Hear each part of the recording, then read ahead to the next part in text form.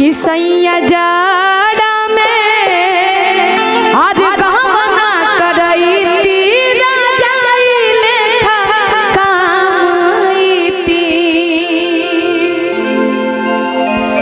जाड़ा के दिन